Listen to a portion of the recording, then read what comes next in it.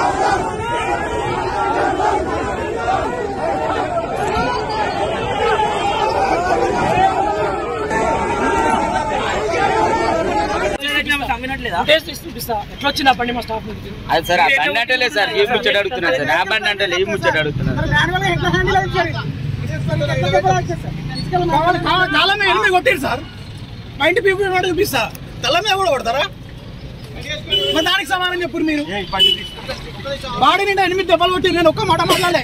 తల్లమించాలి ఎట్లా కొడతారు సార్ మీరు? మరి ఇవాళ వాళ్ళను పార్టీ ఆఫీస్ దాకా తీసుకొచ్చడానికి కారణం పోలీస్ డిపార్ట్మెంటే.